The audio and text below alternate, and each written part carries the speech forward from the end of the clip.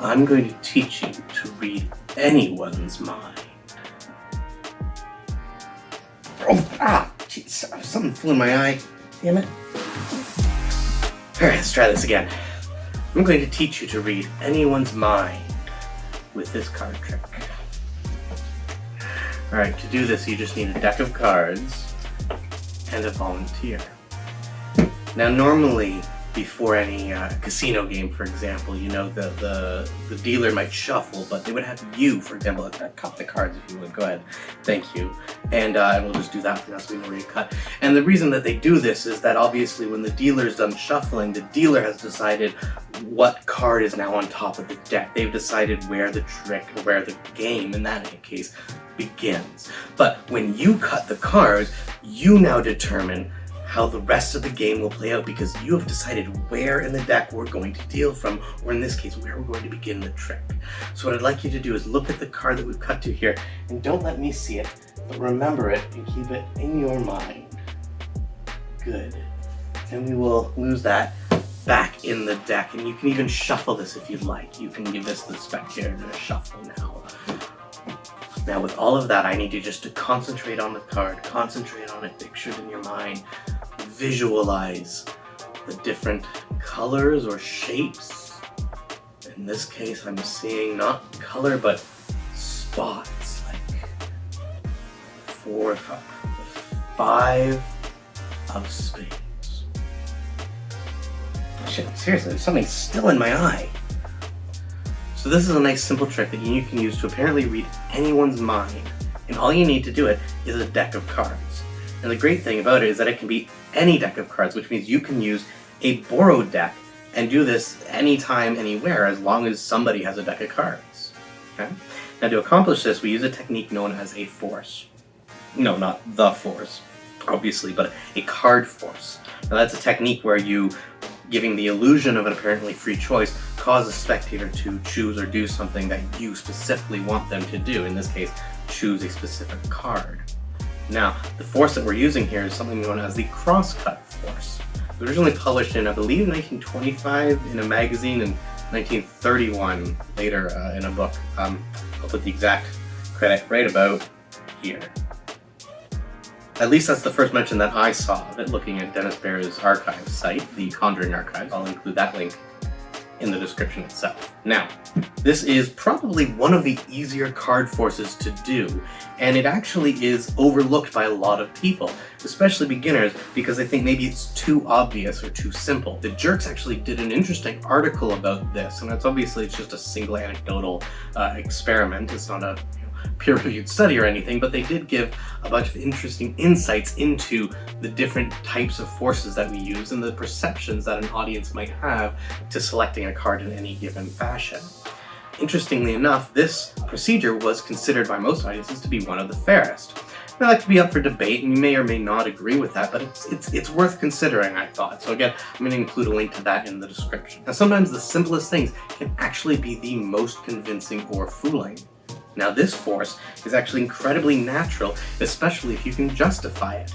Now I found a great justification is to invoke something that people are already familiar with, for example, card games. If anybody's watched poker on TV or been to a casino or even played a game, they usually know that after the dealer shuffles the cards, somebody else cuts the cards before they can begin. And that's to prevent cheating, because usually if there's a cheating technique involved, it would be, for example, dealing from the bottom of the deck or controlling cards to a specific position so that when they're dealt out, they fall to the desired hand. And if I set the deck up to do that, starting from this top card, cutting the deck nullifies that. So it introduces an element of fairness into the proceedings. And I thought that was a great idea to give a justification to why you're doing this, and in a way that makes it feel natural and incredibly fair to the audience member, and have it entirely in their hand. Now, before we get going into the actual explanation, if you guys like what you're seeing, hit that like button, give me a like if you like it, and if you really like what you're seeing, don't forget to subscribe, because I'm going to be keeping sharing all sorts of tips and tricks and tutorials just like this one, alright? Alright, now let's get started into the actual explanation. Now, as I already mentioned, it's called the crosscut force, and that'll actually give you a hint as to how the method works, and you can even probably infer from seeing the performance, and that is the deck is cut and then crossed. to mark the cuts. But what's interesting here is if you watch closely, and I'll turn over the top card, you'll see what's actually happening. If this is the top card, that's the bottom card, and somebody cuts the deck and we mark where it's cut, that's the top card. This is the card they actually cut to. In order to do this, all you need to do is know the top card of the deck. In this case, we're going to use the Queen of Hearts. Now, how do you know that? Well, you could have the deck just in your hands to begin with and just already know before you begin the procedures, or as you take it out of the box, note what the bottom card is, and then shuffle it to the top by just doing an overhand shuffle, and then when you get near the top, start running single cards until you end with the last card, the card you looked at, leaving it on top of the deck. So it's a nice, simple, straightforward way to know the top card and get it where you need it, while also apparently making the deck more mixed up and thus making it look more fair. So, as I said, you've already noted the top card, in this case the Queen of Hearts, and now, after apparently mixing the cards, you're going to mention to the spectator how in card games, after the dealer's done shuffling, to take control out of the dealer's hands, somebody else cuts the cards. And as you say this, you gesture for a spectator on your right to cut the deck somewhere in the middle, just like that. And they will cut the cards, like so. And then as you continue talking, you pick up the cards and you just place them on an angle. As you continue talking about how this takes control out of the dealer's hands, because when the dealer finishes shuffling, maybe they've controlled a specific card to the top so they can deal it to where they want. But this way, instead of the dealer determining where they deal from, the spectator, the person to their right, would determine where they start dealing and thus how the rest of the game plays out, or in this case, how the rest of this trick will play out. So now you have determined where we're going to begin. And at this point, I pick up here and I gesture to the top card, or the card that was originally the top card, but now appears to be the card that they've cut.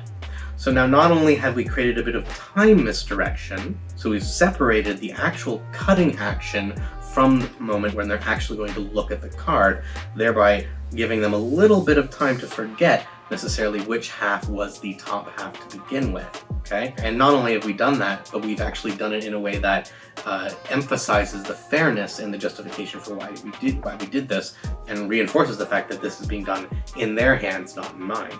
So you pick up this half of the deck and ask them to have a look at the card. As you turn away, they look at the card, remember it, and then you have the deck returned, and then you can have them shuffle it. You don't even have to touch it, which again is a very nice touch because this is all hands off. From the moment they cut the deck to the moment you reveal, you don't really have to touch the cards. You can pick up like that, or you can even do that part hands off. You can just point to the card and say, would you please have a look at that card there? And then it's completely hands off, which again is a really nice feature of this largely overlooked force. Okay? So once that's finished and they've got the cards in their hand and they've shuffled them if you like, you can then just move on, and it's purely presentation at this point. You can do a bit of mind reading pantomime, or have them visualize it and then pluck the colors and the shapes, etc., and eventually just reveal the card and build this up, because like I said, at this point it's all presentation, it's all showmanship.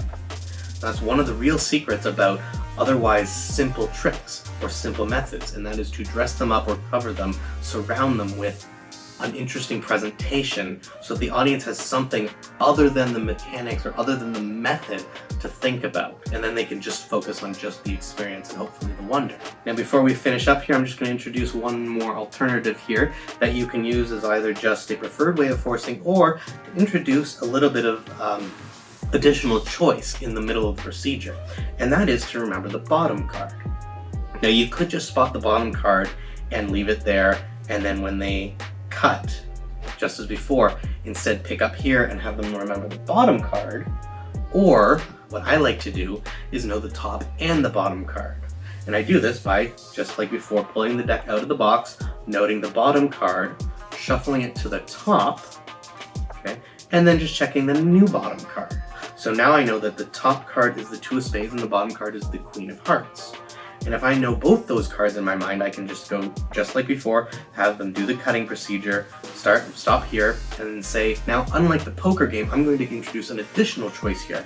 Normally you would just deal from the card you cut to, but I'm going to ask you, do you want to take the card on top of the bottom pile or on the bottom of the upper pile? So you can pick either one. This adds just another level of subterfuge where they're like, wait a minute, I could have chosen either one. How did he know which one I was going to choose? And you didn't. You just knew what both of these cards were to begin with.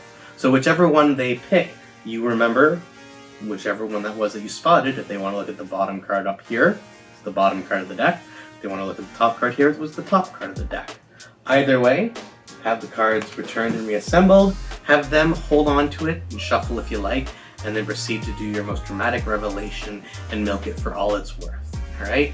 Anyhow, have fun with that, guys. Again, remember that's the Crosscut Force. If you want to look it up, have a look at the Dennis Baer archive that I've linked in there below, and also have a look at that Jinx article, and maybe have a little bit of a reconsideration about maybe some things that you possibly overlooked because you thought that's too obvious, maybe it's too simple, and maybe it is, or maybe you just need to add a little something to make it work for you, like this idea of talking about the fairness of the cut at the poker game. So, like I said, like if you like it, subscribe if you really like it, and I'll see you next time. Alright? Peace out.